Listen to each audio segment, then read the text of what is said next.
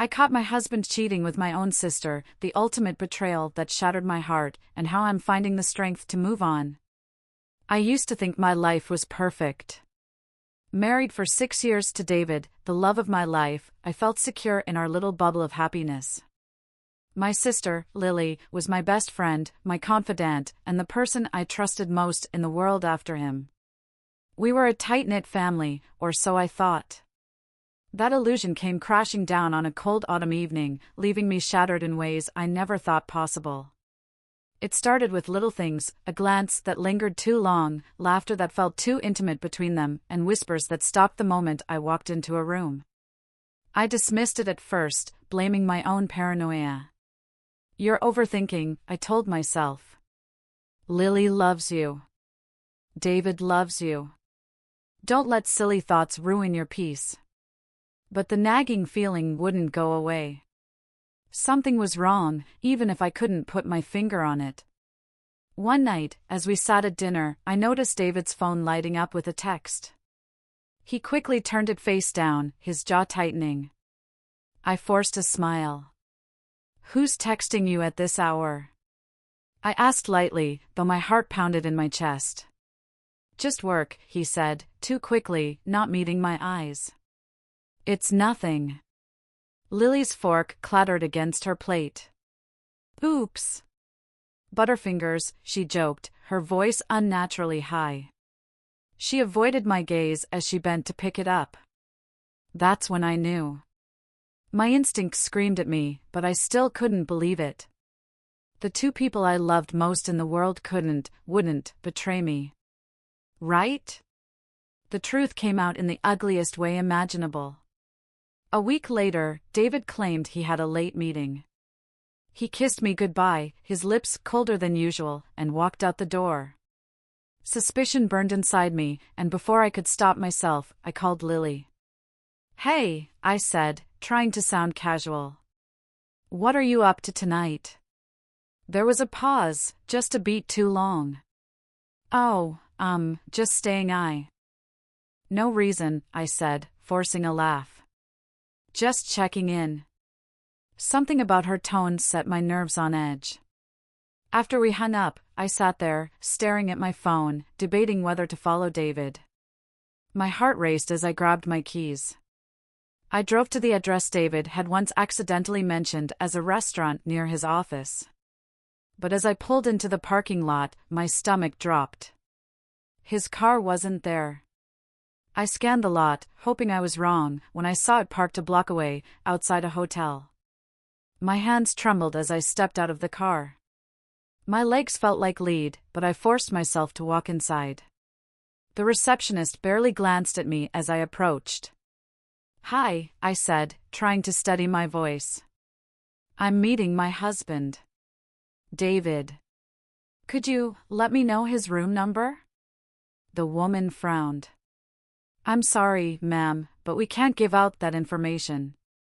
I nodded, swallowing hard. My eyes darted to the elevators, and without thinking, I walked toward them. An older couple exited, and I slipped inside before the doors closed. My heart thundered as I pressed random floor numbers, praying for a sign. As the elevator stopped on the 5th floor, I heard it. Laughter. Familiar, gut-wrenching laughter. Lily's laughter. I don't know how I found the courage to follow the sound. My feet moved on their own, leading me to a door left slightly ajar. Through the crack, I saw them. David and Lily. He was sitting on the edge of the bed, shirt unbuttoned, while she stood in front of him, her hands on his shoulders. Their voices were low, intimate, but I didn't need to hear the words. The sight alone was enough to break me. You look amazing," he murmured, brushing a strand of hair from her face. "You always have." Lily giggled. "Stop it. You're going to make me blush." My world shattered. Without thinking, I pushed the door open, the sound echoing like a gunshot. They froze, their faces a mirror of my own shock. "Mia!" Lily gasped, stepping back. David's face went pale. This isn't what it looks like." I laughed bitterly, tears streaming down my face. Not what it looks like. Are you kidding me? I trusted you. Both of you. How could you do this to me? Lily stammered, her eyes wide. Mia, please, I didn't mean for this to happen. Didn't mean for what to happen? I shouted. To sleep with my husband? To stab me in the back? David stood, his hands outstretched. Mia, let's talk about this. It's complicated. Complicated? I spat, my voice breaking. What's complicated about betraying your wife with her own sister? I don't remember much of what happened next. I stormed out, their voices calling after me, but I didn't stop. My vision blurred with tears as I drove home, my chest heaving with sobs. When I got there, I collapsed onto the couch, shaking uncontrollably. My phone buzzed incessantly, texts and calls from both of them. I ignored them all. The next day, Lily showed up at my door. I didn't want to let her in, but something in me needed answers. Why? I demanded, the moment she stepped inside. Why would you do this to me? Her eyes filled with tears. I don't know. It just happened. I didn't mean to hurt you, Mia. Didn't mean to hurt me?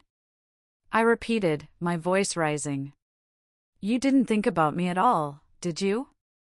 You're my sister, Lily. My sister. She sobbed, clutching her hands together. I was lonely. And he was there for me. I stared at her, disgusted. Lonely? So you decided to destroy my marriage? To destroy me? David came by that evening, but I refused to let him in. Mia, please, he begged through the door. Let me explain. Explain? I shouted. There's nothing to explain, David. You made your choice. Now live with it. He stayed outside for hours, but I didn't budge. When he finally left, I broke down, the weight of their betrayal suffocating me. The weeks that followed were the hardest of my life. I filed for divorce, cutting David out of my life completely. Lily tried to reach out, but I blocked her number. The pain of her betrayal cut deeper than anything else. But slowly, I began to heal. Therapy helped me process my anger and grief. I leaned on friends who reminded me of my worth. And little by little, I started to find myself again. One day, as I stood in front of the mirror, I saw a woman who had been through hell but refused to be broken. You deserve better, I whispered to my reflection. And you'll find it. Because I would. I had lost so much, but I had also gained something invaluable, the strength to move on.